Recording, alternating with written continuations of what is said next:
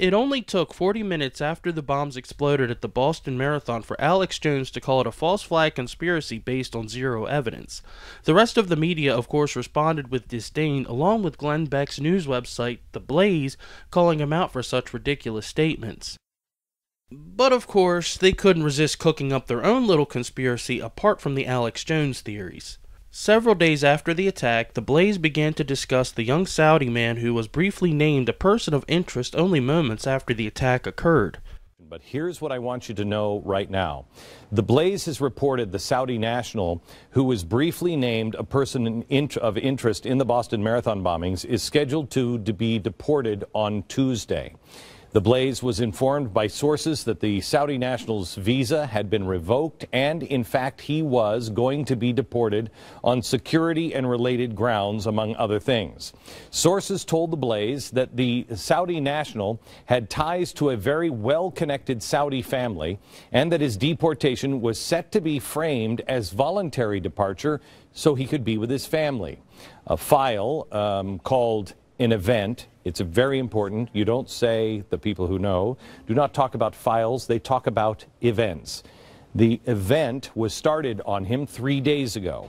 Immigration and Customs Enforcement, ICE, has said the person they have in custody now is not the Saudi national who was questioned following the bombings.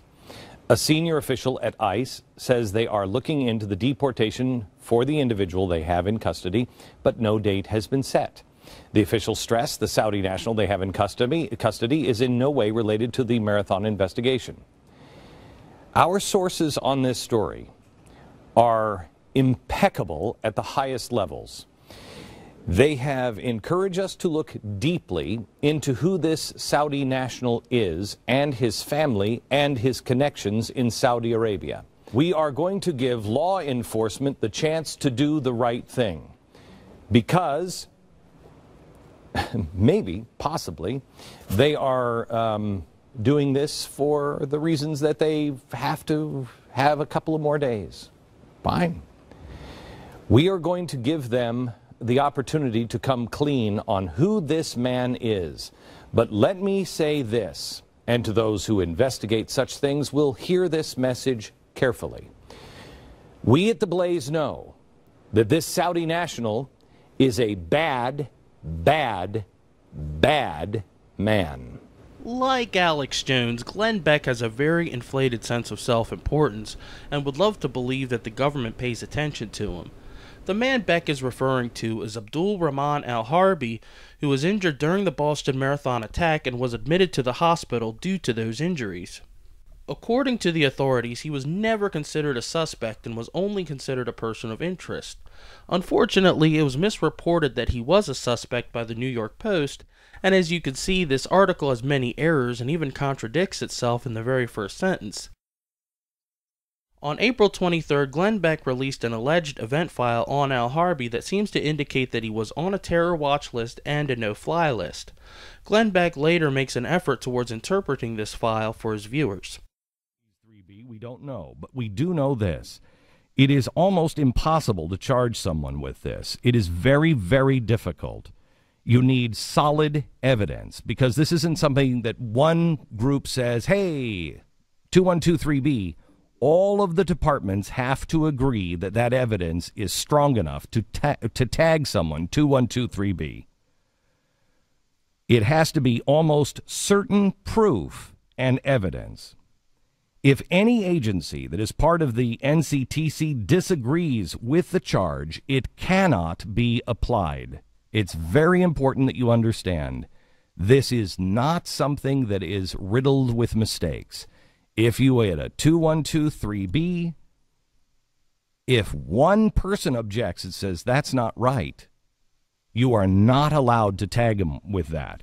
It's a huge burden of proof. It is the equivalent in civil society of charging someone with premeditated murder and seeking the death penalty. Now let's look at that file and see what we can make of it. What we are dealing with here is a 212-3B lowercase Roman numeral 1 and uppercase Roman numeral 2. According to Justice.gov, Section 212 refers to classes of aliens ineligible for visas or admission based on terrorist activities. In general, any alien who, a consular officer, the Attorney General, or Secretary of Homeland Security knows or has reasonable ground to believe is engaged in or is likely to engage in after entry in any terrorist activity as defined in Clause 4.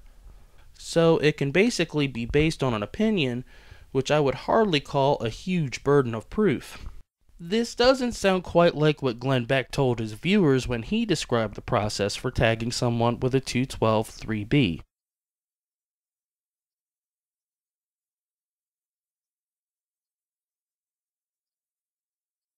Let's take a look at where we stand at this hour. The administration is saying that the Saudi was not a threat. Well then, why, on the second page after the cover sheet, which we'll show you here in a second, is Al-Harbi listed as armed and dangerous? Armed and dangerous. I thought he just put on a watch list. Now he's armed and dangerous. Now, did you hear what he just said? He said that Al-Harbi is listed as armed and dangerous on the second page of this event file, which he said he would get back to in a second. But at no point does he ever show us this second page, and at no point does he produce evidence to back up this claim, despite heavily emphasizing that Al-Harbi is declared armed and dangerous. I guess it's just not that important. Why was Al-Harbi admitted to this country after the special advisory option? Now, this is reserved for politicians, journalists, or VIPs. This is not just for somebody who's coming over to school. This is a VIP. This allowed him to enter our country without fully being vetted. They didn't even know who he really was. Who made that happen? Why was he treated as a VIP? Actually, an SAO is called a Security Advisory Opinion, not Special Advisory Option. But at least you got the advisory part right. The SAO is a process that is used to grant or deny a United States visa to certain applicants. The purpose of the additional review is to focus on serious issues such as hostile intelligence activity, potential terrorist threats, and diversion of sensitive U.S. technology. A relatively small number of non-immigrant visa applications, less than 3% of the workload, are submitted by consular officers overseas for Washington-level screening by federal intelligence and law enforcement agencies. So for all we know, SAO not completed could simply mean that it was not deemed necessary at the time his visa was issued. But to be clear, an SAO is basically for anyone who has suspected ties to terrorism or other illegal activity. An SAO is not a special status for politicians, journalists, or VIPs, as Glenn Beck stated. Officials say he was only being deported because he was on an expired visa. That's not true. How could it be true if the event file indicates that his visa is good until November 11th, 2016? Glenn Beck seems to be deliberately conflating Al-Harbi with the other Saudi national who was being held on grounds completely unrelated to the Boston bombing. This person is said to be in custody for visa violations. This was something that Glenn Beck himself explained on his show several days earlier, and this information was also posted to his website, The Blaze, on April 18th. Whether or not you choose to believe this is up to you, but he should have at least pointed that out as a possible explanation for the discrepancy in the event file. Al-Harbi was also supposed to enroll at the University of Findlay, Ohio. He never did. Officials claim he applied for a transfer. If that's true, where's the paperwork? Why does the event file list him as a student at the University of Findlay in Findlay, Ohio? While it is apparently true that Al-Harbi did apply to the University of Findlay but never attended as indicated in this article, but whether or not he transferred is not a matter of the public and is quite frankly none of Glenn Beck's business. Information regarding Al-Harbi's whereabouts and the school he attends is between him, the school, and immigration officials. It is more likely that he applied for a student visa while he was slated to attend the University of Findlay, but was later accepted to another more preferable school, and was later transferred there. And for what it's worth, Al-Harbi's Facebook page indicated that he was attending the New England School of English in Massachusetts. When there's an event file, and here's the sticky part for the administration, when somebody goes and makes the event file, this system is put on alert, and the author or authors in this case are notified whenever anybody tries to access or change that information. Oh, I wish somebody had the email addresses of those who tried to access it, huh? So every time you would access this, if you try to change it, it logs everything you're doing and then kicks back an email. So we would have to ask this administration, why was it that this file was accessed and then amended? Why did someone try to remove the terrorism and deportation reference? Why did then somebody go back in and then try to destroy both the original and the amended versions to erase all of this?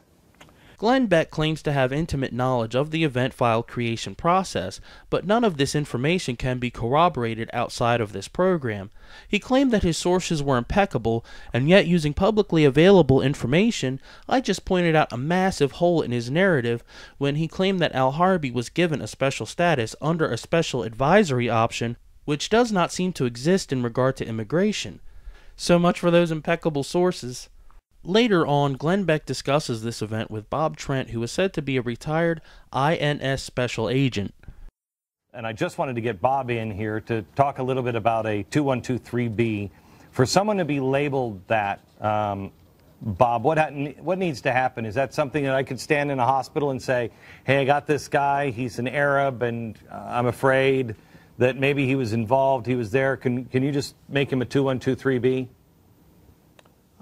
Actually, Glenn, the Immigration Nationality Act, Section 212, A3B, it deals with terrorism, and it's the inadmissibility charges. So we're talking about something that should be tagged on somebody before they come to the United States. It's a tag that says this person's inadmissible because they're connected with terrorism. And that has to be, that's a weighty thing to do to somebody. So you'd have to have some credible evidence, and that'd have to be presented and vetted by experts on the, in the counterterrorism. Now, did you just see that? Don't ever let facts ruin a good story. As soon as Glenn Beck realized that Trent wasn't going to corroborate his narrative, he interrupts him in the middle of his explanation to jump onto the next subject. We know that he got some special exemption that was just, and I don't have it in front of me, some special exemption to where, you know, if you're a VIP or something, they don't have to vet you. So they let him in for some reason. We don't know why. Have you ever heard of that exemption being used, and why is that kind of stuff used?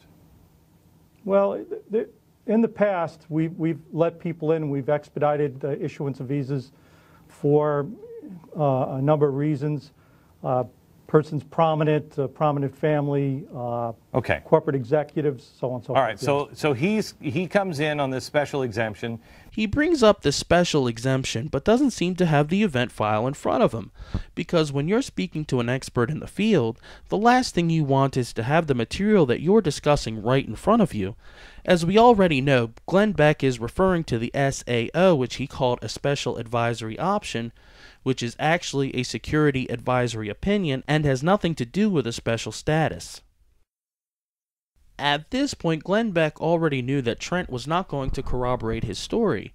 Trent already pointed out that the 212 tag is designated for someone who has not yet arrived to the U.S., thus placing the authenticity of his document in question. So he conveniently forgot about the SAO and just referred to it as a special exemption to avoid potential embarrassment and to make it appear as if Trent is corroborating his story by confirming that visas are expedited for VIPs, even though SAOs have nothing to do with VIPs, special exemptions, nor any other priority status. Later, Glenn Beck again discusses the armed and dangerous description on the second page of the event file that he still has yet to show anyone. If it says 2123B and then the second page says they are armed and dangerous, is that usual to be on a 2123B? Is that automatically put on there, or is that something that is added on by somebody? Oh, and additional information, we believe this person is. No, that I believe that tag would be put on if you believe the person to still be abroad, to be overseas, and that's a blocking charge. To block him from admissibility into the United States. And in fact, he wouldn't have been boarded on the aircraft had this been on the watch list. As you just saw, Trent further clarified that the 212 tag is something that would be placed on an individual outside of the U.S. for the purpose of blocking him from entering the country. Therefore, the tag would have no purpose on someone who is already within the U.S. borders. Now, this could explain something, providing that Beck's event file is actually real. What Glenn Beck just said indicates that the file may have been produced in error. He already pointed out the discrepancy regarding the 212 designation, pointing out that it wasn't even the correct tag for a foreigner already within our borders. This could also explain why there were attempts to edit the file later, and in the case of an error, it would make a lot of sense that the State Department would not want anyone else looking at this file to prevent any further or unwarranted investigations. One last question, Bob, and I thank you so much for helping us understand this. Why would the State Department be the one that would say, I don't want anybody else looking at this file? They came out and said, anybody, unless you're directly connected to this, I want nobody else looking at this file. It would tell me that there's probably some problem in the file that they don't want it to be publicized. Okay. Bob, I thank you very much. I appreciate you. Of course, the guys over at InfoWars couldn't resist jumping on this conspiracy bandwagon, despite the fact that this does not seem to jive with their conspiracy, but who cares? A conspiracy is a conspiracy, and any conspiracy theory is a good conspiracy theory. In this article, Al-Harbi is said to have visited the White House numerous times. Now, this is another one of those times where it actually helps to do some real research. The first line of the event file contains the individual's name. Lines 1, 3, and 4 are the only matches for the Saudi's given name and surname. As we can see on the event file, his middle initial is E, thus ruling out lines 3 and 4, whose middle initial is S. This leaves us with line 1 detailing an Al-Harbi who has a middle name beginning with an A. This could stand for Ali, but this person has shown to have visited the White House in 2009, a full 2 years before the Al-Harbi on the event file was even issued a visa according to the document. Now, this of course is all contingent on whether or not this event file is real, but even in the case that it's not and we have no idea what his middle initial is, all but 2 of the Al-Harbis that are documented to have visited the White House have differences in their name, which indicates that each Al-Harbi has only visited the White House one time, except for the Al-Harbi with the middle initial S, who has visited twice. And given the frequent use of the same handful of Arabic names like Mahmoud, Abdul, or Muhammad, it's really not that far-fetched to presume that some Arabs will inevitably end up sharing the same exact name. And finally, each one of these visitors are documented as tourists as indicated by the letters VA under the access column. If they were up to no good or part of a cover-up, it is more likely that their names wouldn't have been recorded in the first place. Michelle Obama is also reported to have visited this Saudi national, thus proving some sort of connection. Now, to be fair, the Blaze did point out that it is unlikely that the Obama specifically visited Al-Harbi while he was in the hospital, and that the visit took place while the President and First Lady visited the victims of the Boston Marathon bombing. Based on his surname, Al-Harbi, people have speculated that he is royalty or has family ties to terrorism. This comes from a lack of understanding of the construct of Arab names, which are unlike Western names. The first name, Abdul, is the individual's given name. The second name, Rahman, is his father's name. The third name, Al-Harbi, is his tribe or surname. Ali simply refers to the fact that he is very religious. And the name Al-Harbi refers to the Harb tribe in the Arabian Peninsula, and while there is no official population count, its population is estimated at 4 million in Saudi Arabia. So sharing a surname from an Arab country in no way indicates genetic relationship or acquaintance, in much the same way that sharing a surname in the Western world does not indicate genetic relationship or acquaintance. The fact of the matter is that there are numerous discrepancies in the event file that he produced as evidenced by Bob Trent in official government documents, so who knows whether that was even real or fake, or simply produced in error. In my opinion, it seems that the latter is the most likely, given the noted discrepancies and the alleged attempts at altering and quick removal of the file. And we most certainly cannot forget about the numerous reports of people and even children ending up on terror watch lists and no-fly lists. Keep in mind that this incident occurred in the wake of an actual terrorist attack, and during events like these, some people may panic and rush to judgment.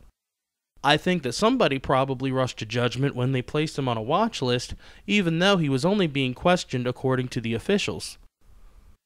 But regardless of what any of us think or want to think, this is still just speculation, and we don't even know how to fully interpret this alleged event file, if it's even real.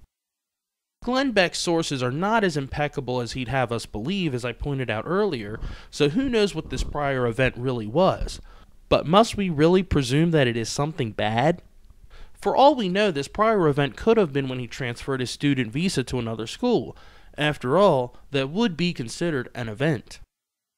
While Glenn Beck most certainly does deserve criticism for inventing this conspiracy at the expense of an innocent young Saudi man, I personally believe that the majority of the criticism should go toward the investigators who seem to have misplaced the blame way too early, thus initiating the speculation and further defamation of an innocent man's character. To me, it seems as if Glenn Beck is trying to turn this into another Benghazi scandal, except that nobody is listening this time, because he has very little to go on other than just speculation, unverifiable claims, and outright lies.